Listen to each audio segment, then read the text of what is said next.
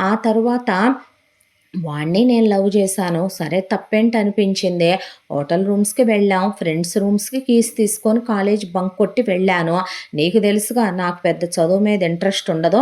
నాకేమీ చదువుకోవాలని లేదు. ఈ జంబుగాడే తీసుకెళ్ళి నన్ను జాయిన్ చేశాడు ఆ కాలేజ్‌లో. దాంతో వెళ్ళాను, క్లోజ్ అయ్యాను. ఈ 3 ఇయర్స్‌గా తను నాతో ఇంటిమేట్ అయిన ప్రతిసారి కూడా అతను వాడేవాడు కాండోము. అనుకోకుండా రీసెంట్ టైమ్స్‌లో నాకది వాడితే నచ్చట్లేదు. దాంతోనే నేను అతన్ని వాడొద్దన్నాను, అవాయిడ్ చేయమన్నాను. అయినా నా కోరికలు ఆగలేదు, ఫీలింగ్స్ ఆగలేదు. క్లోజ్ అయ్యామిద్దరం. క్లోజ్ అయితే కడుపు రాదా ఏంటి? వచ్చింది. దాంతోనే వీడిలా చించుకుంటాడా ఏంటి? కుక్కల్లే ముసలి కుక్క. ఎవరి మీద వీడు పెత్తనం చేసేదే, ఎవరి మీద వీడు దౌర్జన్యం చేసేదే. నేను వాడిని లవ్ చేశాను. నాకు వాడి మీద ఫీలింగ్స్ వచ్చాయి, లవ్ వచ్చింది అనేపాటికి తన ఇంట్లో మరి తను మగాడే, తను పక్కనే ఉన్నాడు. అదే ఫీలింగ్స్ తన మీద రాలేదు. అదే ఇది తనంటే అనిపించలేదు. అదే ప్రేమ తన మీద కలగలేదు.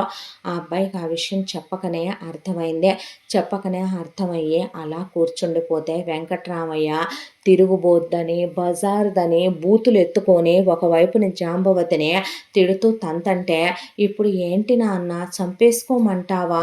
కడుపుతో ఉన్న పిల్లని ఏం చేయమంటావు నాన్న మమ్మల్ని కొట్టి అని జాంబవతి ఇది మొగుడిని వదిలేసి వచ్చింది. ఈ మొగుడిని వదిలేసి వచ్చిన దానికి ఇంకా పద్ధతిగా పెంచటం ఎలా చేతవుద్ది? అసలు మీ అమ్మే మీ ఇద్దరిని నాకే కందంట్రా అని పోయిన పెళ్ళాన్ని కూడా తిట్టుకొని పెళ్ళాం ఫోటో కూడా పగలగొట్టుకున్నాడు వెంకట్రామయ్య. జంబులింగం తన్నులు తిని ఒంట్లో ఓపిక అయిపోయి వెంకట్రామయ్యకి అలా కూర్చుండిపోయాక, ఒరేయ్ నాయనా వాళ్ళ అడ్రస్ ఏదో కనుక్కొని వెళ్ళి కాళ్ళ మీద పడైనా ఇప్పుడు దాన్ని వాడికిచ్చే పెళ్లి చెయ్యాలి కదయ్యా, వెళదాం పదరా అనేపాటికే రామ్కి అసలు మనిషిలాగే ఉన్నాడా, ప్రాణాలు ఉన్నాయో లేవో కూడా ఆ అబ్బాయికి అర్థం కాలేదు. దాంతో జంబులింగం తన పెళ్ళాం ప్రతిమని, చెల్లెలి జాంబవతిని, రామ్ని వెంట పెట్టుకొని మయూరిని అడ్రస్ అడిగి మయూరి ప్రియుడు తేజ ఇంటికి ప్రయాణమయ్యి వెళ్ళారు వీళ్ళంతా. వీళ్ళని చూసి బయట వాచ్మెనే కౌన్ కౌన్ అంటంటే లోపల ఉన్న వాళ్ళతో మాట్లాడాలయ్యా అని జంబులింగం. ఆ తరువాత వీళ్ళని తీసుకొని లోపలికి వెళ్తే, ఏంటయ్యా ఎవరు మీరు అనుకుంటూ ఒక ఆడమనిషి బాగా నగలేసుకొని ఓ పట్టు చీర కట్టుకొని వచ్చి కాలు మీద కాలేసుకొని సోఫాలో ఎదురుగా కూర్చొని వీళ్ళని కూర్చోమని కూడా అనకుండా అలాగే నుంచోబెట్టి మాట్లాడుతూ పెద్దగా గద్దిస్తూ అడుగుతుంటే జంబులింగం ఏం మాట్లాడాలో అర్థం కాక ఇక వచ్చి చల్లకొచ్చి ముంత దాచటం ఎందుకు, దాంతో చెప్పుకొచ్చాడు. నా చెల్లెలు జాంబవతి అని, జాంబవతి కూతురు మయూరి అని. మయూరి మీ అబ్బాయి తేజ ఒకే కాలేజీలో చదువుకుంటున్నారని, మీ అబ్బాయి మా మేనగోడలు ప్రేమించుకున్నారంట, దాంతో తొందరపడ్డారు. మా మేనగోడలు ఇప్పుడు గర్భవతి, అమ్మాయికి అబ్బాయికి పెళ్లి చేద్దామని అడుగుదామని పెద్దలుగా వచ్చామనేపాటికి, నువ్వేం పెద్ద మనిషివిరా, అంత విచ్చలవిడిగా మేనగోడలు అదుపు తప్పి బజారు దానిలాగా మగపిల్లలతో మీద చెయ్యేయించుకొని కడుపు తెచ్చుకునేంత గాలి పెంపకం పెంచారా? ఇదేటు మొగుడిని వదిలేసి వచ్చింది, బాగానే ఉంది, దీనికి కూతుర్ని పెంచడం కూడా చేత కాదా? ఇంట్లో ఉన్నాడు కదరా నీ కొడుకు, వాడు అంత అందంగా ఉన్నాడు, అంత చక్కగా ఉన్నాడు, వాడికిచ్చి దాన్ని ఎప్పుడో పెద్ద మనిషి అవ్వంగానే ఇచ్చి చేసినా కూడా ఈ పాటికి ఇద్దరిని కని అన్ని బులపాటాలు తగ్గాయి కదా దానికి. ఊడి మీద వదిలేసామన్నమాట అచ్చుబోసి నీ మేనగోడల్నే. అవునులే, నీ మగతనం ఎంతో, నువ్వెంతోటి మగాడివో తెలుస్తూనే ఉంది. చెల్లెలు మొగుడిని వదిలేసి వస్తే ఇంట్లో తెచ్చి పెట్టుకున్న నీ మగతనం, ఇక వచ్చి దీని మొగుడు సంసారం చేసి వెళ్తా ఉంటాడంటగా. దీని గురించి మీ గురించి నేను వినే ఉన్నాలే, మా అబ్బాయి నాకు చెప్పాడులే కానీ, కాకపోతే అది మీ మేనగోళ్ళేనని నాకు ఇప్పుడు దాకా వ్యవహారం తెలియరాలేదు. ఒరై తేజ అనేపాటికి తేజ అక్కడికి వచ్చాడు. చూడటానికి రామ్ తేజ వైపు అలా చూస్తూ నిలబడిపోయాడు. అసలు కనీసం సాదా సీదాగా కూడా పర్వాలేదన్నట్టుగా కూడా లేడు. చెప్పాలంటే మీడియం హైట్ కన్నా కూడా తక్కువ హైటు, దానికి తోడు తల మీద ఎంట్రుకలు ఆల్రెడీ సగం బడ ఊడిపోయినట్టున్నాయి. బాల్డ్ హెడ్, ఎత్తుపళ్ళు, నల్లగా గుంట కళ్ళు, మొహమంతా యాక్నే స్పాట్స్, చేతివేళ్ళు కాలివేళ్ళు కూడా అదోలా ఉన్నాయి. వీడా దీనికి నచ్చాడు, ఇంట్లో ఉన్న నేనా దీనికి నచ్చలేదు అన్నట్టు అసలు రామ్కి ఏం అర్థం కాక స్తంభించిపోయి అలా నిలబడిపోయాడు పక్కన. అయితే ఏంటమ్మా అనేసరికి, వీడి మేనగోడల్ని నువ్వు ప్రేమించావంటగా, వీడి మేనగోడలతో నువ్వు తొందరపడి దానికి కడుపు వచ్చిందంట, ఏమంటావు ఇప్పుడు అనేపాటికి వాడొక సోఫాలో కూర్చొని కాలు మీద కాలేసుకొని, ఇదంతా ఈ రోజుల్లో నార్మలే కదమ్మా, వీళ్ళ మేనగోడలు కాలేజ్కి వచ్చింది, కాలేజ్కి వచ్చిన తర్వాత ఉన్న వాళ్ళందరిలో ఎవడు బెస్ట్ అని అది సెలెక్ట్ చేసుకుంది, దానికి నేను నచ్చాను, నాకు ఉన్న వాటన్నిటిలో నేను చాలా వాటికి ప్రపోజ్ చెప్తే నువ్వు అన్నాయి, పని చూసుకోమన్నాయి, పోరా అన్నాయి, కానీ ఇది నన్ను ఆ మాట అనలేదు, అందుకే నేను దానికి అది నాకు ప్రపోజ్ చేసుకొని ఓకే అనుకున్నాం. వయసులో ఉన్నోళ్ళం ఇద్దరం పక్కపక్కనే ఉన్నప్పుడు ఖాళీగా ఉంటారా, ఒక ఆడ మగ పక్కపక్కనే ఉంటే? దాంతోనే అది మంచి ఎంకరేజ్మెంట్ ఇచ్చే క్యాండిడేట్ రా నీ మేనగోళ్ళు, అస్సలు ఏదడిగినా వద్దనే అందో. నేను ఒక కిస్ అడిగాను అనుకో అది 100 పెట్టుకుంటుంది, నేను ఒక హగ్ అడిగాను అనుకో అది 100 ఇస్తుంది. ఆ రెండు ఇచ్చాక నేను ఉప్పు కారం తినే మగాడినేగా, వదిలేసి ఊడుకుంటానా ఏంటి? ఆ తర్వాత అదే అందే, వెళ్దాంగా హోటల్ రూమ్ కని. అలా హోటల్ రూమ్స్కి వెళ్ళాం, ఫ్రెండ్స్ రూమ్స్కి వెళ్ళాం, ఇద్దరం ఎంజాయ్ చేసాం. అలా అనుకుంటే నేను ఒకడినే సుఖపడ్డానా ఏంటి? నీ మేనగోళ్ళు సుఖపడలేదా ఏంటి? అది నన్ను సుఖపెట్టింది, నేను సుఖపడ్డాను, నేను సుఖపెట్టాను, అది సుఖపడింది. అయినా ఫ్రీగా ఏమీ నేను దాంతో అన్నీ పంచుకోలేదే. దానికి బదులు దానికి బట్టలు కొనిచ్చా, చెప్పులు కొనిచ్చా, దానికి హ్యాండ్ బ్యాగులు కొనిచ్చా, సినిమాలకి తీసుకెళ్ళా, షాపింగ్లు తీసుకెళ్ళాను, దానికి మిగతా అన్నీ ఇచ్చాను. కొన్నాళ్ళుగా నేను ఫస్ట్ నుంచి కాండోమ్స్ యూస్ చేస్తూనే ఉన్నాను మమ్మీ. రీసెంట్ టైమ్స్లో అదే నాకు ఫీల్ రావట్లేదు, నీకు నాకు మధ్య ఏదో అడ్డుగా ఉన్నట్టుంది, నాకు ఫీలింగ్స్ ఆనకట్టలు లేకుండా వస్తున్నాయి, నువ్వే అనవసరంగా ఇవన్నీ వాడుతున్నావు, తీసేయి వాడొద్దని చెప్పిందే. దాంతో దానికి లేని ప్రాబ్లం నాకేంటే, నేను ఐపిల్ యూస్ చేస్తానులే అని చెప్పిందే. నా అనవసరం అనుకొని క్లోజ్ అయ్యాను. అయిన తర్వాత కడుపు వచ్చిందంటే దానికి నేనేం చేయను? అయినా నీ మేనగోడలు ఎర్రగా బుర్రగా ఉన్నా దాని రేట్ ఎంత ఉంటుంది మార్కెట్లో? మహా అయితే ఒకసారికి ఒక 500 ఉంటుందా అనేపాటికి ఆ అబ్బాయి అలా స్థానువై నిలబడిపోయాడు. లేదు, మహా అయితే ఒక 1000 ఉంటుందా నీ మేనగోడలకి? అలాగనుకుంటే అది నాతో పాటు గోవా ట్రిప్కి వచ్చింది, అప్పుడు 10K నేనే కట్టాను మమ్మీ. దాని హోటల్ బిల్లు, అక్కడ షాపింగ్లో, అక్కడ మేమిద్దరం ఇంటిమేట్ అయినే అన్నీ మరి నేను తట్టుకున్నాను, నేను భరించాను. దాన్ని అలా 10-15 ట్రిప్పులకి తీసుకెళ్ళాను, ప్రైవేట్ ట్రిప్పులు, కాలేజ్ ట్రిప్పులు. మరి హోటల్ రూమ్స్కి వాటన్నిటికీ నేను కట్టలేదా ఏంటి? నీకు మేనగోడల రేటు ఇంతకన్నా ఎక్కువ ఉంటుందా? ఫస్టే నేను చెప్పా, పెళ్లి లాంటి కమిట్మెంట్లు నేనేం ఇవ్వలేను, నేను నా రేంజ్కి తగిన డబ్బున్న అమ్మాయిని చూసి చేసుకుంటాను, మా డాడీ పెద్ద గవర్నమెంట్ ఆఫీసర్, మా మమ్మీ ఇలాంటివన్నీ ఎంకరేజ్ చెయ్యదు అని. అవన్నీ తర్వాత చూసుకోవచ్చని అదే క్లోజ్ అయిందే. ఎప్పుడొచ్చి పెళ్లి చేసుకోమంటే దాన్ని నేనెందుకు చేసుకుంటాను అన్నాడు వాడు.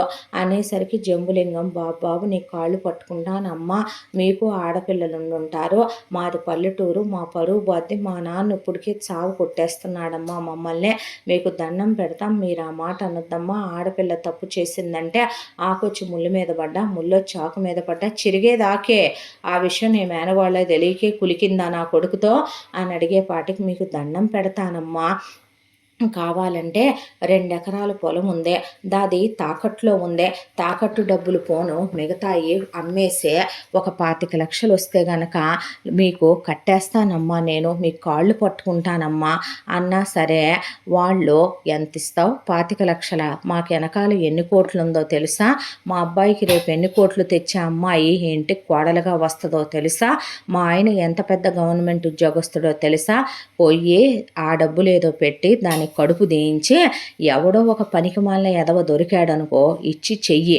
ఒకవేళ కుదరలేదనుకోరా, నీ కొడుకే ఉన్నాడు కాబట్టి పర్లేదని కడిగేసుకొని వాడికే ఇచ్చి చేసేసే, ఓ పని పూర్తయిపోద్ది అని చెప్పి వాళ్ళు వాచ్మెన్ని పిలిచి వీళ్ళని బయటికి గెంటేసి ఇంకోసారి వస్తే మళ్ళీ లోపలికి రానిస్తే నరికేస్తాం వాచ్మెన్ అని వెళ్ళేటప్పుడు చిటికేశారు జంబులింగానికి. వెనక్కి తిరిగితే మా మేనగోడలు అదేదో పెద్ద అందగత్తని రంభ ఊర్వశని ఫీల్ అవుద్ది కానీ దాంతో ఒక 30-40 సార్లు అయిన తర్వాత పెద్ద మూడేం రాలేదు జంబులింగం. కాకపోతే అదే మీద పడేది.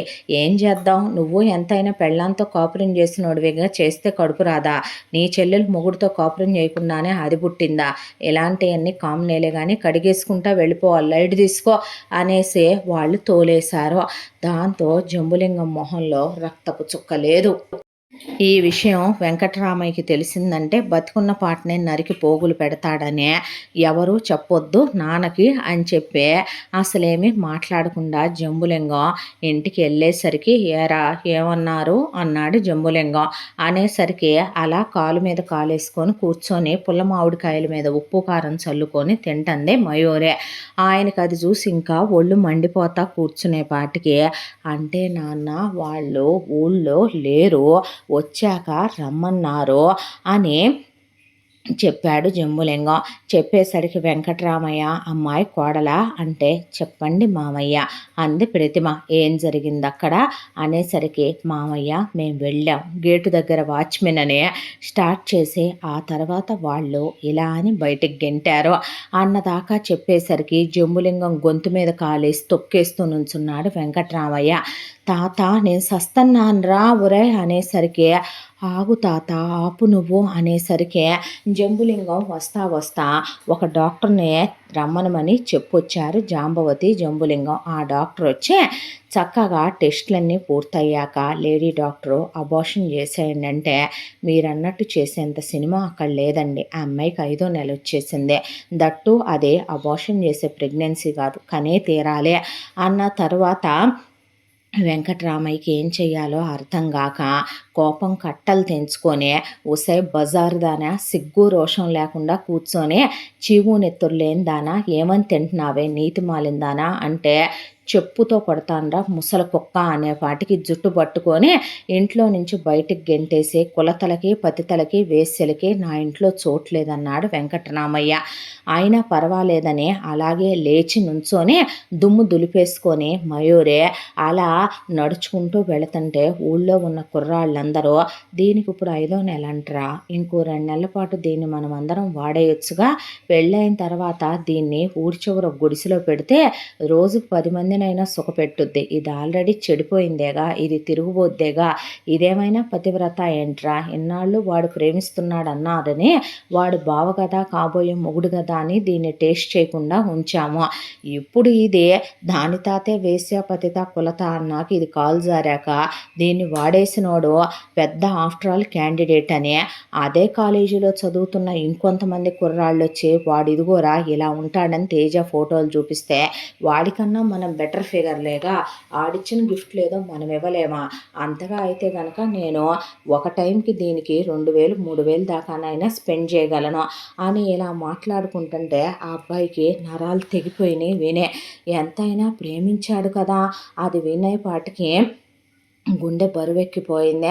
తాత ఎక్కడికి వెళ్తుంది, ఎక్కడికి వెళ్ళి బ్రతుకుద్ది తాత, అది ఏం చేసి బతుకుద్ది తాత, చదువా దానికి అభ్యసావలేదో, పోనీ ఉద్యోగం చేసి బతకడానికైనా అని ఆ అబ్బాయి వెళ్ళపోతుంటే వెళ్ళావంటే నువ్వు మళ్ళీ తిరిగి రావురా, నువ్వు కూడా ఇటు నుంచి ఇటే వెళ్ళిపోతావు, నాకు మనవడు కూడా లేడు అనుకోవాల్సి వస్తుంది అనేసరికి జంబులింగం కన్ను కొట్టి ఇటు నుంచి ఒక 2000 అబ్బాయికి ఇసిరేసి ఎల్లయ్యా దాన్ని తీసుకుని ఊరు నుంచి వెళ్ళిపోరా, ఎక్కడో చోటకి వెళ్ళి బతకరా, ముందు వెళ్ళిపోనానా వెళ్ళిపోయ్యా అని పంపించేసి నీకు దండం పెడతానయ్యా, దాన్ని కాపాడరా, అది నీ మరదలరా, నీ కాళ్ళు పట్టుకుంటానయ్యా అని జంబులింగం అనేసరికి ఆ అబ్బాయికి ఏం చేయాలో అర్థం కాక పరిగెత్తుకుంటూ వెళ్ళేసరికి ఊరి చివరి బస్ స్టాప్లో కూర్చొనుంది మయూరి.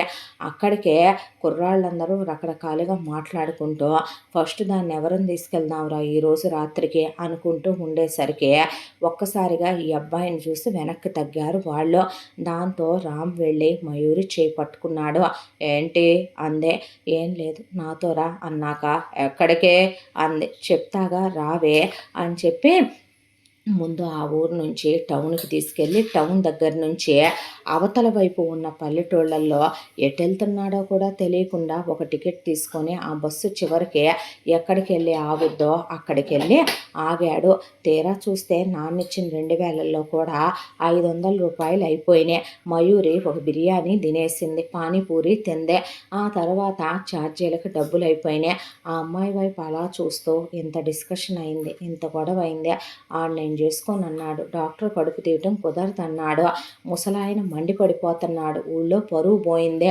రేపటి రోజేంటనేది తెలియదు. ఇంత నింపాదిగా ఇంత అహంకారంతో ఇది ఎలా ఉంది అనేది ఒక్క క్షణం రామ్కి అర్థం కాక బుర్ర బరువెక్కిపోయి ఆ ఊళ్ళో దిగిన తర్వాత ఈ ఊళ్ళో ఏదైనా పని దొరుకుద్దండి అని అడిగాడు. ఆ ఊళ్ళో బడ్డీ కొట్టతన్నే.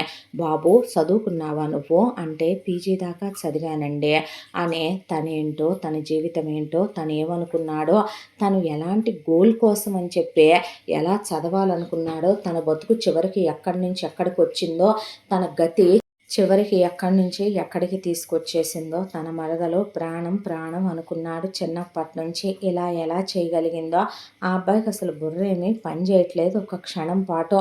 దాంతో ఈ ఊళ్ళో పలానా రైతున్నారు బాబు, వాళ్ళకు ఒక 100 ఎకరాల పొలం ఉంది. వాళ్ళ ఊర్లో గుమస్తాగా పనిచేసే అబ్బాయి ఈ మధ్య కాలంలోనే పెళ్ళయ్యి వేరే ఊరు వెళ్ళిపోయాడు. వాళ్ళ ఆల్రెడీ ఇంట్లో ఖాళీ ఉందని తెలుసు ఉద్యోగం. ఏం బాబు ఉందా అని ఆ ఊళ్ళో వాళ్ళని అడిగితే ఉన్నట్టుంది అని చెప్పేసరికి వారి అడ్రస్ చెప్తారా అని రామ్ అలాగా మయూరిని వెంట పెట్టుకొని వాళ్ళ ఇల్లు వెతుక్కుంటూ వెళ్తే ఆయన పెద్ద మోతుబరి రైతు.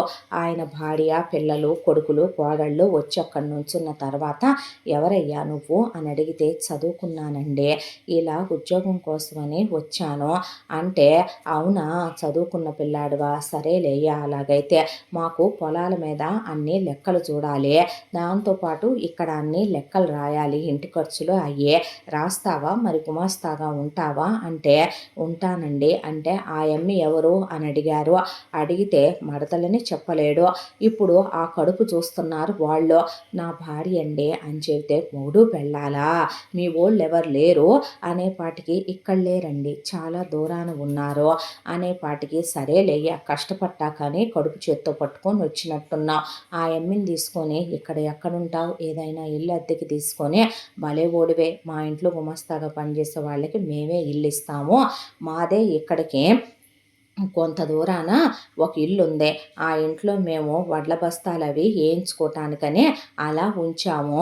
3 రోజుల క్రితమే ఆ ఇల్లు ఖాళీ అయ్యి కడిగిచ్చి ఉంచాము, వెళ్ళి అక్కడుండు మేమే మంచాలు అయ్యి పంపిస్తామని వాళ్ళే 2 మంచాలు దిళ్ళు దుప్పట్లు పంపించారు. పంపించిన తర్వాత తన బ్రతుకు ఐఏఎస్ అవ్వాలనే దగ్గర నుంచి చివరికి ఇక్కడికి చేర్చింది తన మరదలు. ప్రేమించిన పాపానికి దీన్ని ఎక్కడ దేవదాసిని వేసిని చేస్తారోనని కడుపుతో ఉందని కూడా చూసుకోకుండా దీని అందం మీద కన్నేసిన మగాళ్ళ నుంచి దీన్ని కాపాడటానికి చివరికి ఈ స్థాయికి దిగజారిపోయింది నా బతుకు అనుకొని వచ్చిన తర్వాత ఆ ఇంటి తాళాలు తీస్తే వెళ్ళి లోపల మంచం మీద అలా పడుకుండిపోయింది మరదలు. ఆ తర్వాత బావా ఈ ఊళ్ళో వచ్చేటప్పుడు చూశాను, ఇక్కడ వేడివేడిగా చికెన్ పకోడీ వేస్తున్నాడు, తీసుకొని ఆ పక్కనే ఫ్రైడ్ రైస్ ఉంది, వెళ్ళి దేపో నాకు ఆకలి అవుతుంది, కూల్ డ్రింక్ బాటిల్ తీసుకురా అనేపాటికి ఇది ఎలా తినగలుగుతుంది అలాగా అని ఆ అబ్బాయికి అన్నం నీళ్లు సహించగా వెళ్ళి అవన్నీ తెచ్చిస్తే కూర్చొని నింపాదిగా తినేసి ఆ తర్వాత నాకు కాళ్ళు నొప్పులుగా ఉన్నాయి, కాళ్ళొత్తు రారా అని చెప్పి ఆ అబ్బాయితో కాళ్ళు తెచ్చుకుంటూ పడుకుందే. తెల్లారు లేచిన తర్వాత నాకు బట్టలు లేవు, బట్టలు లేకుండా తీసుకొచ్చావు నువ్వు అనేపాటికి ఆ అబ్బాయికి అసలు ఏం మాట్లాడాలో అర్థం కాక దుఃఖం వచ్చేసింది. అప్పుడు చూసుకున్నాడు ఫోన్ ఏదా అని చెప్పి చూసుకుంటే ఆ గొడవల్లో ఆ గోలల్లో ఆ ఫోన్ అసలు తను బ్యాగ్తో పాటే బస్సులోనే వదిలేసి దిగేశాడు. కర్మకి ఆ ఫోన్ కూడా పోయింది, తన దగ్గర ఫోన్ కూడా లేదు. వాళ్ళ నాన్నకు ఫోన్ చేసి చెప్పాలని కూడా ఆ అబ్బాయికి అనిపించలేదు. దాంతో వెళ్ళి ఓనర్ గారిని డబ్బులు అడిగితే నా జీతంలోనే మీరు తీసుకుందరు కానీ ఇవ్వగలరా అని అడిగాడు. దాంతో ఓనర్ గారి కూతుళ్ళు, కోడళ్ళు వచ్చి "మా చీరలున్నాయి, మా బట్టలున్నాయి తీసుకెళ్ళి కట్టుకోమను పోనీ. మేం పెద్దగా కట్నియేం గాదంటే" తన మరదలు పైనుంచి కిందకి దిగొచ్చింది. ఒకళ్ళు కట్నియి అసలు కట్టదు గదా! కాబట్టి తనకి డ్రెస్సులేసుకోవటమే అలవాటమ్మా. లేదంటే తీసుకునేవాడినే అన్న తర్వాత అవునా! మేం డ్రెస్సులేసుకోము అని సర్లే అని ఆయన ఓ 10,000 ఇచ్చాడు. అందులో రా బట్టలు కొనుక్కుందువుగానంటే ఇన్నర్సు, బట్టలని చెప్పి 3 జతలకే ఆ 10,000 అవగొట్టేసింది. ఆ అబ్బాయికి బట్టలు లేవు. ఆ ఓనర్ వాళ్ళ కొడుకులు బట్టలిస్తే అవే ఆ అబ్బాయి వేసుకోవటం మొదలుపెట్టాడు. ఆ తర్వాత వెలయాలుందంటే వేరే విషయం. ఇల్లాలుందంటే ఇంటికొక లక్షణం ఏడవాలి కదా! పెళ్లి గాని బ్యాచిలర్ కుర్రాడి ఇంటికి పెళ్ళయిన తర్వాత సంసారపక్షమైనటువంటి గృహస్థు అయిన తర్వాత మగాడి కొంపకే మార్పొస్తది కాబట్టి అసలే అది పల్లెటూరు. చుట్టుపక్కల వాళ్ళు కన్నేసి గమనిస్తానే ఉంటారు. దాంతో ఆ అబ్బాయే తెల్లవారుజామున లేచి తన మరదలు ఏ పనులు చెయ్యదు. తన మరదలు అసలు ఆ అలవాటు లేదు. పైగా ఇంట్లో అంతా వాళ్ళ అమ్మే జేసుకుంటది. మేనత్త చెయ్యదు. అంతా దాంట్లో ముసలోడి దగ్గర మాత్రం మదం తక్కువుందా? కూతురు మొగుడిని వదిలేసి వస్తే వీడు ఆ రోజే దాన్ని పంపించేసి ఉన్నా కూడా ఈ దరిద్రం పట్టకపోనేమో కదూ! కొంపకి ఎదవ దరిద్రం.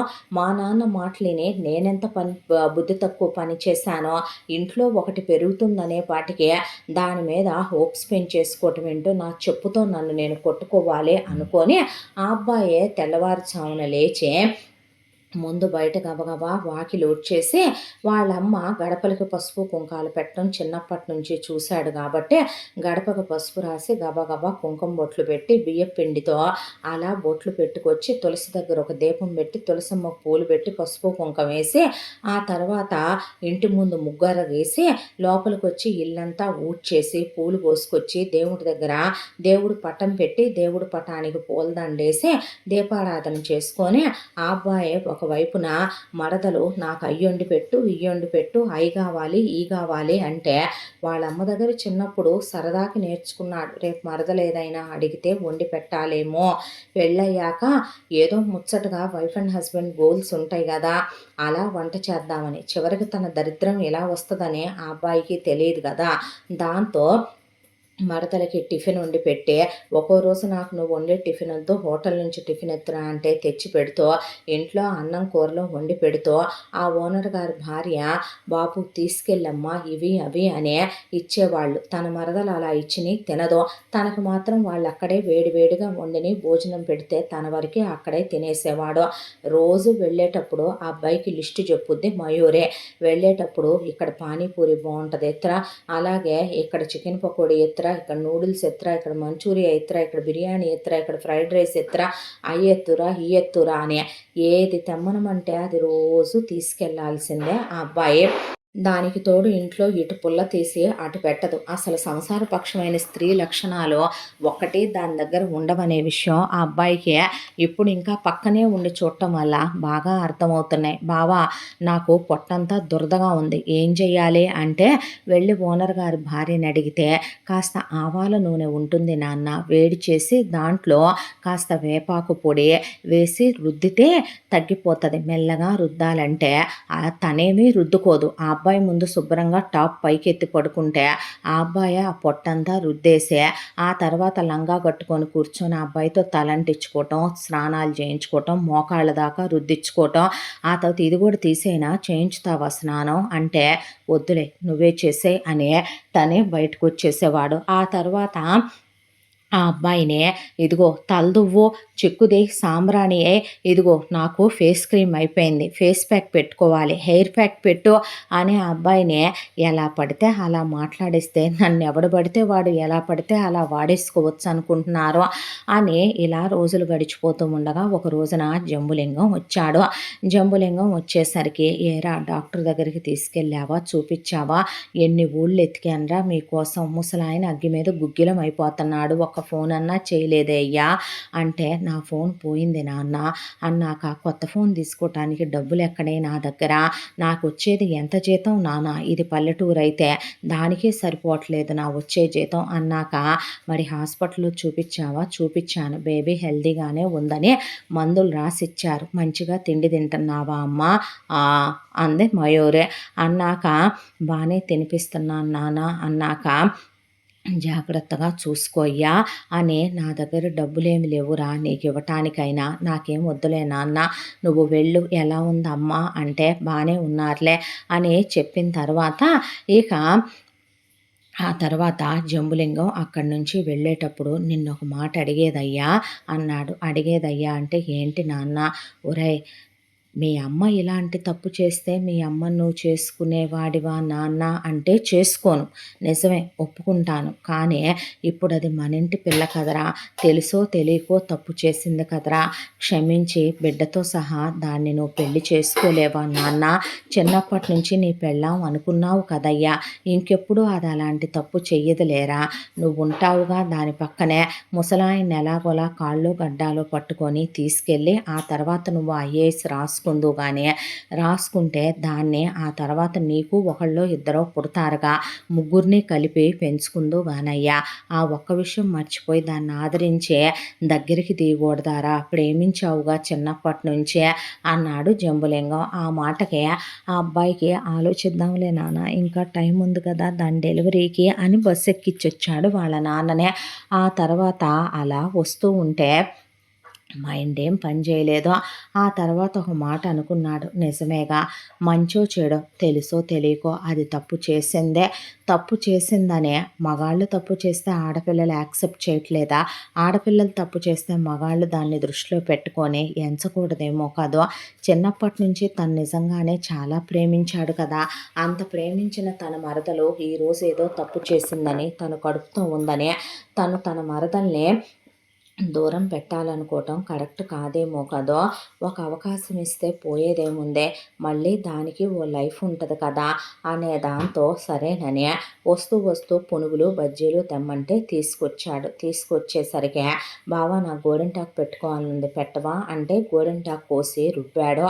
రుబ్బిన తర్వాత రెండు చేతులకి పెట్టాక ఒక కాలికి పెడుతూ కాళ్ళు ఒళ్ళో చాపి కూర్చుంది మయూరి. కూర్చుంటే, నిన్ను ఒక మాట అడగనే అన్నాడు.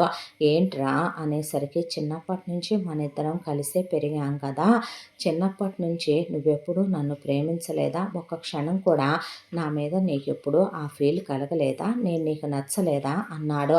నిజం చెప్పనా బావా, ఓ మాట చెప్తా నేను, నాకు సంబంధించినంత వరకే ఇంట్లో తాత ఎలాగో, అత్త ఎలాగో, మావయ్య ఎలాగో, మా అమ్మ ఎలాగో, నువ్వు కూడా అలాగే. నిజంగా నీ మీద నాకెప్పుడు ఆ ఫీలింగ్ అనిపించలేదు. నిన్ను నేనెప్పుడూ అసలు అలా చూడలేదు. ఇంట్లో కలిసి పెరిగాం, కలిసి ఆడుకుంటున్నాం, ఒకే దగ్గర ఉన్నాం. దాంతో నేనసలు నిన్ను ఎప్పుడూ ఏదో ఇంట్లో ఒక మనిషిగా చూశానే తప్ప, నేనెప్పుడూ నిన్ను అలా చూడలేదు. నీ మీద నాకెప్పుడు ఆ ఫీలింగ్ కలగలేదు బావా అన్న తర్వాత, మరి ఇందాక నాన్న ఇలా అన్నాడు, నన్ను పెళ్లి చేసుకుంటావా అన్నాడు. ఒక విషయం చెప్పనా, ఇప్పుడు ఏంటంట, నేను ఆల్రెడీ ఇదే వీళ్ళు చెప్తారని ఎప్పుడో తెలుసు నాకు. ఎలాగో చెప్పమంటావా, నాకు కోరిక కలిగింది ఒకడితో, ఓపెన్గా చెప్పాలంటే క్లోజ్ అయ్యాను. క్లోజ్ అవ్వటం వల్ల నాకు కడుపు వచ్చింది. ఆ కడుపు తీసే కడుపు కాదు. కాబట్టే మనోళ్ళు ఏం చేస్తారు, ముందు ముసలోడు ఓవర్ యాక్టింగ్ చేసి నన్ను గెంటేస్తాడు. అలా నన్ను గెంటేస్తే నువ్వు చూస్తా ఊరుకోలేవు కాబట్టి, అయితే మావయ్య లేతే నువ్వు నాకు తోడొస్తారని తెలుసు. ఇప్పుడు ఈ బేబీని కనాలి. కన్న తర్వాత నన్ను ఎవరికిచ్చి చేయటానికి మావయ్య దగ్గర డబ్బులు లేవు. మా నాన్న బాధ్యత తీసుకునే పొజిషన్లో పాపం మా నాన్న సిచ్యువేషన్ లేదు. కాబట్టే ఇప్పుడు ఖాళీగా ఉంది, పని పాట లేకుండా ఉంది నువ్వే కదా, కాబట్టి నీకేగా ఇంకిచ్చి చెయ్యాలి, నువ్వేగా అన్నిటికీ రెడీగా ఉంటావు, ఏది ఎలా ఉన్నా సరే నీకు ఒక ఆడదైతే చాలు కదా. ఇప్పుడు వాడెవడో ఏదో తప్పు చేశాడని, వాడితో ఏదో కొన్ని రోజులు ఎంజాయ్ చేశాను కదా అని కోరికలు కలుగుతాయి కదా బావా, కంట్రోల్ చేసుకోలేం కదా. ఈ కాస్త డెలివరీ అయిపోయాక నిన్నే నాకిచ్చి చేస్తారు. చేసిన తర్వాత నువ్వు ఒక మగాడివేగా, రోజు నాకు ఎన్నిసార్లు కావాలంటే అన్నిసార్లు కాపురం చేయి. ఎటు ఐఏఎస్ రాస్తానంటున్నావు గదా! రాసిన తర్వాత నన్ను హ్యాపీగానే చూసుకుంటావుగా. పుట్టినవాడో, ఇది వాడో, అదో తెలీదో వాళ్ళకి నువ్వైతే ఫాదర్ అవుతావు గదా! ఎవడో ఒక గన్నాయిగాడిని, ఎవడో ఒక వేస్ట్ గాడిని, ఎవడూ దొరకనప్పుడు ఎవడైతే ఏముందిలే అనుకుంటాం గదా! అలా ఇప్పుడు నువ్వు నాకు ఎవడో ఒక గన్నాయిగాడో, ఎవడో ఒకడితో తాళనేది ఏయించుకోవాలి. అదేదో నీతోనే ఏయించుకుంటే ప్రొటెక్టివ్‌గాను పడుంటావు. నేను చెప్పినట్టు వింటావు. నాకెదురు చెప్పవు. నేనంటే ఇష్టం నీకు. కాబట్టి మూసుకొని ఇదిగో ఇలాగే ఉంటావు. ఇప్పుడు చేయట్లా ఇంటి పని, వంట పని, ఆడ పని, మగ పని, ఆడంగి వెధవవిరా నువ్వు. నువ్వు పెద్ద వేస్ట్ గాడివే.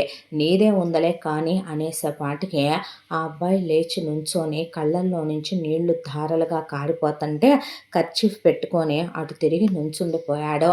ఒక్కాలికి పెట్టి ఇంకొక కాలికి పెట్టవేంట్రా? రా మళ్ళీ ఇదెవడు పెడతాడు నీ అమ్మ మొగుడు అనేపాటికి ఆ అబ్బాయికి అసలు ఏం మాట్లాడాలో అర్థం కాక చాలాసేపు కళ్ళల్లో నీళ్లు కారిపోయి ఆ తర్వాత ఎవడో ఒకడు గన్నాయిగాడు ఎవడైతే ఏముంది అందులో నువ్వు ఒకడివే ఎంత చీప్గా తీసేసింది అనిపించేసింది ఆ అబ్బాయికి.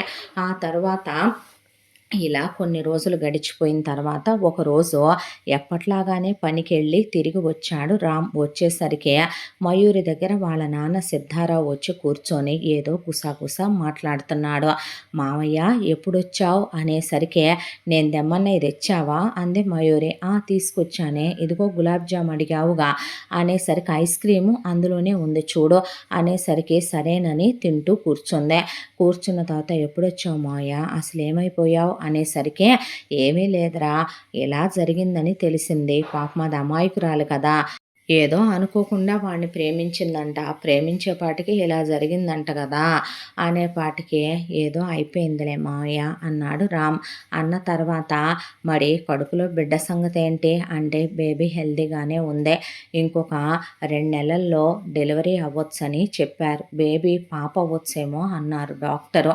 అన్న తర్వాత పల్లెటూరు మందగా అందుకే చెప్పినట్టున్నారులే సిటీలో అయితే జెండర్ చెప్పరు మనకే అన్న తర్వాత అదేలే మావయ్య అన్న తర్వాత మరి దాని గురించి ఏం ఆలోచించారు మీరు అని అడిగాడు సిద్ధారావు. ఆలోచించడానికి ఏముంది మావయ్య దాని లైఫ్ అలా ఎలా చూస్తూ నాశనం అయిపోతుంటే చూస్తూ ఊరుకుంటాం చెప్పు.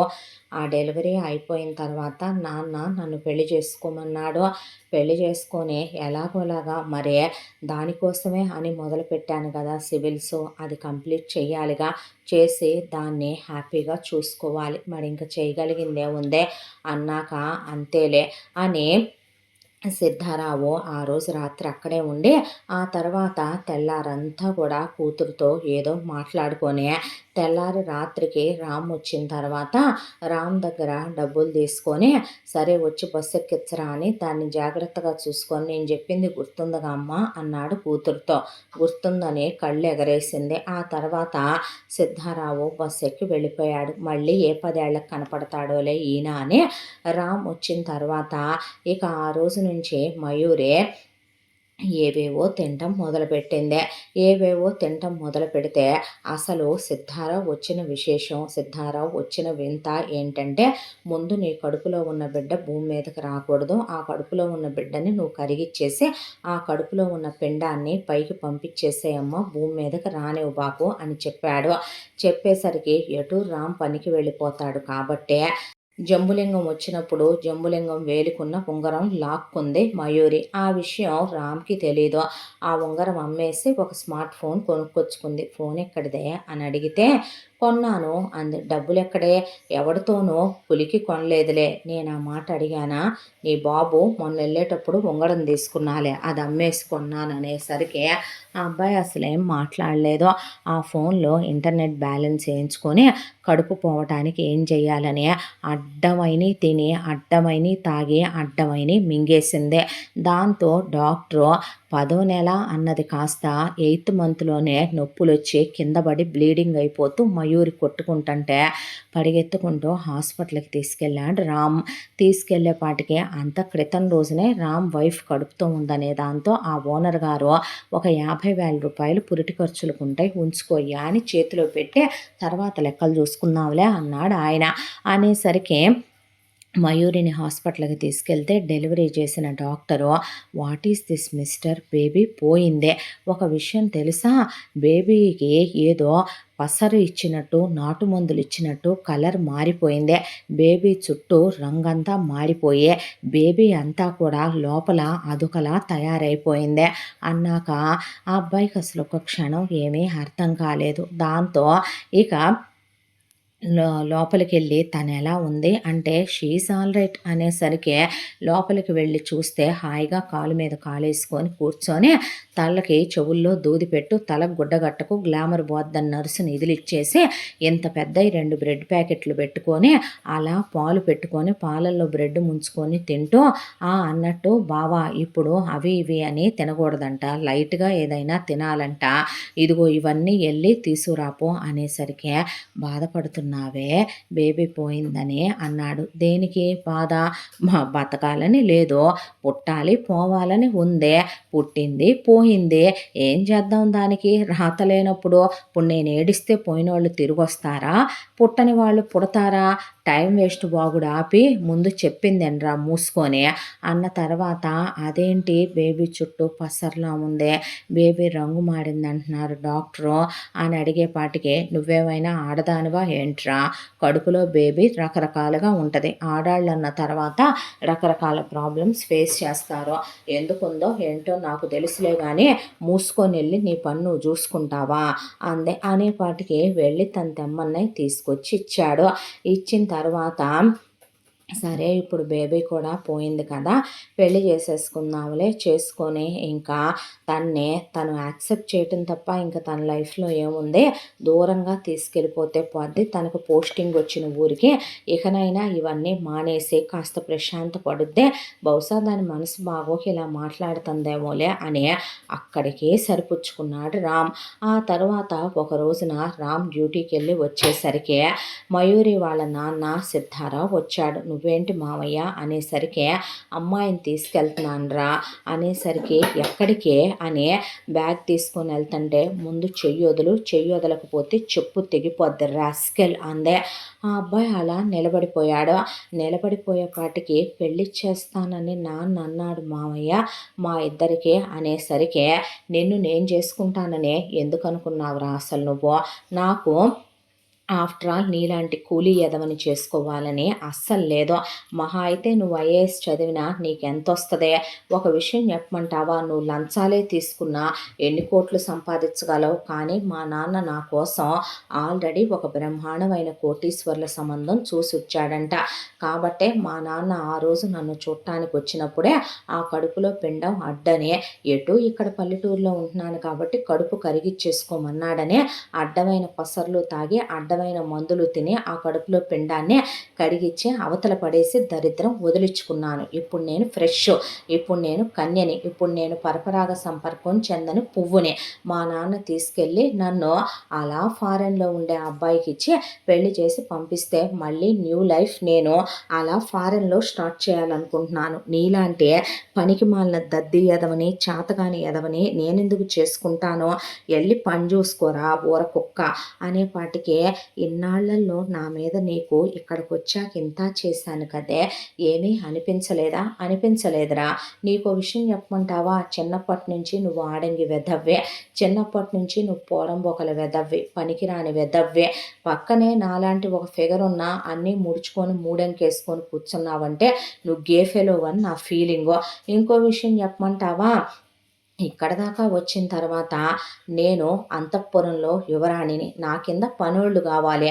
నీ అమ్మ, నీ బాబు, నీ తాత మీ అందరూ నా కింద పనోళ్ళురా. అలాగే ఇన్నాళ్ళు మిమ్మల్ని చూసా. మీ అమ్మ నా వంట మనిషి, ఆ ముసలోడు ఇంట్లో ఉండే కాపలా కుక్క. నీ బాబు నాకన్నీ సమకూర్చి పెట్టే ఒక సేనాపతి. నువ్వున్నావనుకో నాకన్నీ ఆంతరంగిక పనులు చేసి పెట్టేటటువంటి నా చెలికత్తె కమ్ చెలిక కాడు అనకూడదేమో కదా! చెలికత్తెవి నువ్వు. తేడా గదా నువ్వు. ఇక్కడికొచ్చిన తర్వాత నువ్వు అంట్లు తోమటం, బట్టలు ఉతకటం, ఇల్లు ఊడవటం, ముగ్గులు పెట్టుకోవటం ఇయన్నీ ఏంటో తెలుసా? ఒక మగాడికి మగతనంతో ఉండే లక్షణాలంటావా? మగాడంటే ఆడదానికి కడుపుందని చూడకూడదు. కడుపుతో ఉండి కూడా కోరికలు కట్టలు తెంచుకుంటే నాకు నువ్వు లైట్ తీసుకొని నా పొట్ట మీద నూనెలేసి రుద్దటం, చివరికి అన్నీ ఇప్పేయమంటావా అన్నప్పుడు కూడా ఏమీ వద్దు నువ్వే స్నానం చేయి అని పతివ్రతా పురుషుల్లాగా వెళ్ళావు కదరా! నీలాంటి గేఫెలను చేసుకొని నేనేం చేసుకోమంటావు చెప్పు? నాకసలు నీ మీద ఇంట్రెస్టే లేదు. ఇన్నాళ్ళు నాకు కాపలా కుక్క కావాలి, పాలేరుగాడు పనోడు కావాలి, టైంకి అన్నీ తెచ్చిచ్చేవాడు కావాలి. నువ్వున్నావు, నిన్ను యూజ్ చేసుకున్నాను, అయిపోయింది కదా, వెళ్ళి పని చూసుకోరా అని వాళ్ళ నాన్నతో కలిసి good bye for ever and ever అని చెప్పేసి అక్కడి నుంచి వెళ్ళిపోయింది. ఆ అబ్బాయి అలా స్థాణువైపోయి నిలబడిపోయాడు.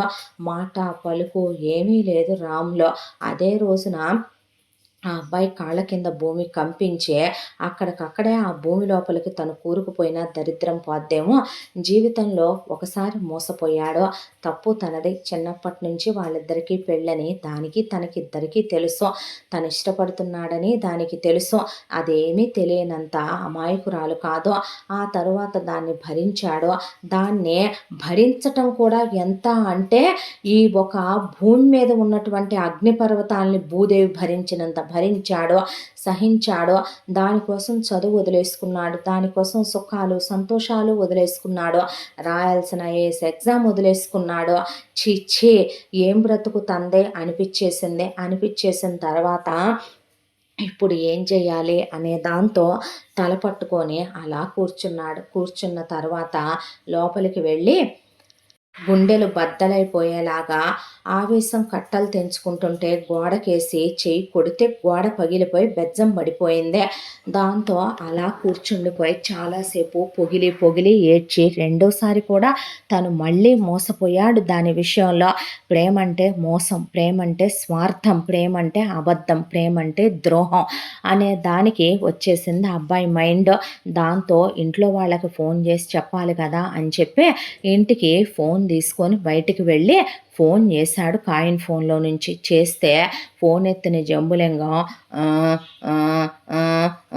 అంటున్నాడు. అనేసరికి ప్రతిమ ఫోన్ తీసుకుంది. ఫోన్ తీసుకుంటే ఏమైందమ్మా అనేసరికి ఏమవటమేముందిరా, మీ మామయ్య దాన్ని తీసుకొని ఇక్కడికి వచ్చాడు. మయూరిని తీసుకొచ్చాక మీ అత్తయ్యని రమ్మనమనేసరికి మీ అత్తయ్య మీ తాతని చెంప మీద పెట్టి చెల్లుమని ఒకటేసింది. మీ తాతయ్య జుట్టు బీకి మీ అత్తని చెయ్యంతా వెనక్కి తిప్పి ఇరిసేసి ములక్కాళ్ళలాగా దాని మెండరు విరిగిందాకా బాదాడు. మీ మామయ్యని కొట్టాడు. మయూరిని కాళ్ళతో ఎగిరెగిరి తన్నాడు. వాళ్ళిక్కడి నుంచి వెళ్ళిపోయారు. తర్వాత వెళ్ళిపోవద్దు చెల్లి, నేనున్నాను, రామ్మ నా మేనగోళ్ళ, రా బావా అని మీ నాన్న వాళ్ళ వెనకాలే పడుతుంటే మీ నాన్న జుట్టు పట్టుకొని తాతయ్య తీసుకొచ్చి గేదెల దగ్గర పేడలో వేసి తొక్కేశాడమ్మా. అక్కడి నుంచి లేపి కడిగి తీసుకొచ్చి కూర్చోబెడితే మళ్ళీ తాతయ్య రోకలి బండ పెట్టి కుమ్మేశాడు. అయిపోయాక మీ నాన్నకి ఒళ్ళంతా చెప్పుకోరాని చోట్ల కూడా వాతలు పెట్టేశాడు.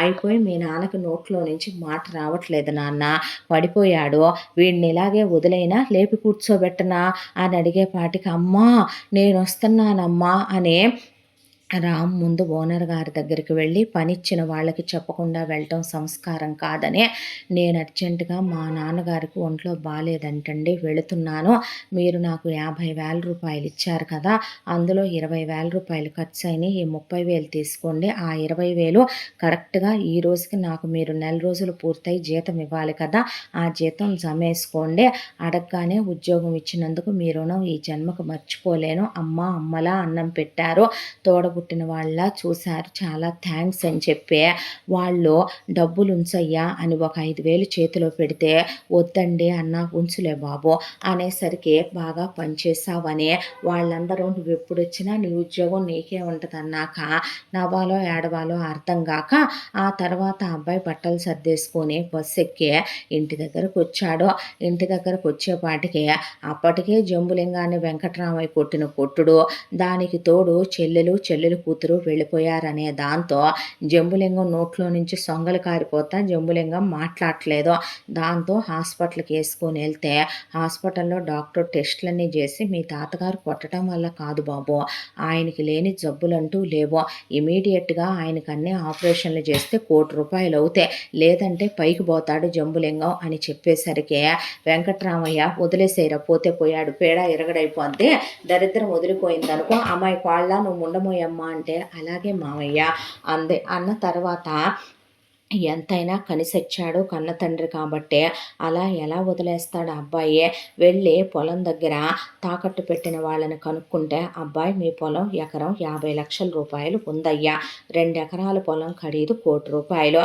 మీ నాన్న అప్పు ఎంత చేశాడో తెలుసా అబ్బాయి అని అడిగేసరికి చెప్పండి అంటే, మీ నాన్న చేసిన అప్పుకే మీ నాన్న 25,00,000 రూపాయల అప్పు, ఆ తర్వాత తేపకు ఒక 5, తేపకు 4 అని తీసుకొని వడ్డీతో సహా మీరు నాకు 50 కట్టాలయ్యా అనేసరికి, మీ 50 జమ వేసుకొని ఇంకొక 50 ఇచ్చేయరా అని అడిగాడు రామ్. అడిగిన తర్వాత ఆ 50,00,000 తెచ్చి ముందు ఒక వంతు ఆపరేషన్ చేయించాక డాక్టర్లు ఇక నుంచి ఇతను చెవులతో వినగలడు, నోటితో తినగలడు, మాట్లాడగలడు, కళ్ళతో చూడగలడు, కానీ కింద భాగాలన్నీ చచ్చుబడిపోయినాయి, అవన్నీ ఆపరేషన్ చేయించాలంటే 50 పైన ఇంకో 10-20 దాకా మందులకి తిండికి ఖర్చు అవుతాయి, రెడీగా పెట్టుకుంటే చేస్తామనేసరికి, ఇంకెక్కడున్నాయి డబ్బులు, ఇల్లు అమ్ముదామని రామంటే చెప్పుతో కొడతాను నేను, అస్సలు ఊరుకోను ఇల్లమ్మితే అని చెప్పి తీసుకొచ్చి మంచంలో పడుకోబెట్టారు జంబులింగాన్ని. ఏరా ఈ కుక్క, నువ్వు సిటీ కాలేజీలో చదువుకుంటున్నావు, ట్రైనింగ్ అవుతున్నావు, హాస్టల్లో ఉన్నావు అని చెప్పాడు. ఆ బజారు దాన్ని తీసుకొని వేరే ఊరెళ్ళి కూలి పనులు చేసుకుంటా ఇన్నాళ్ళు దాన్ని పోషించుకుంటా కూర్చున్నావా, దాని బాబు దాని అమ్మని దాన్ని తీసుకొని ఇన్నాళ్ళు ఆ గాలి ఎదవ మన మీద వదిలేసి ఇప్పుడు చక్కగా వాడు రమ్మనగానే ఈ 2 వెళ్ళిపోయినాయి, తీసుకొని వెళ్ళిపోయాడు చూసావా, అసలు ఇదంతా ఈ కుక్క వల్ల వచ్చిందనేసరికి, నీ వల్ల రాలేదుగా తాత అనేసేపాటికి ముసలాయన ఏమీ మాట్లాడకుండా కూర్చున్నాడు. జరిగిన వాటికి ఒకళ్ళు కాదులే, అందరూ కారణాలే, ఇప్పుడు మళ్ళీ ఆ కారణాల గురించే వెతుక్కొని ఎంచుకోవటం ఎందుకు అన్నాక, ఇల్లెలా జరగాలరా అన్నాడు జంబులింగం. నేను ఇంకా బతికే ఉన్నాగా, నన్ను మీరు పీక్కు తినటానికి నేను పోలేదుగా నాన్న అన్న తర్వాత, ఆ అబ్బాయి దగ్గర అన్ని ఆపరేషన్లు అయ్యి అవగా కొంత డబ్బులున్నాయి. ఆ డబ్బుల్లో ఒక 30,000 రూపాయలు ఇంటి ఖర్చులకే ఉంచమని, ఆ డబ్బుల్ని ఒక 10,000 జంబులింగం మందులకి, 20,000 ఇంటి ఖర్చులకి ఉంచమని, ఆల్రెడీ అప్పటికే గేదెలు ఆవులు అన్నీ కూడా అమ్మేయటం కూడా అయిపోయింది జంబులింగం. దాంతో ఇంట్లో గేదెలు ఆవులు కూడా ఏమీ లేవు, పాడి చేసేంత ఇది ఇప్పుడు ప్రతిమలోనూ లేదు. దాంతో జాగ్రత్త అని సర్టిఫికెట్లు తీసుకొని ఉద్యోగానికి వెళుతున్నాను తాత, ఇక నాకు తప్పదుగా ఎవరికి తప్పినా కూడా అని ఆ అబ్బాయి బ్యాగ్ తీసుకొని అలా బస్ ఎక్కి బయలుదేరిపోయాడు.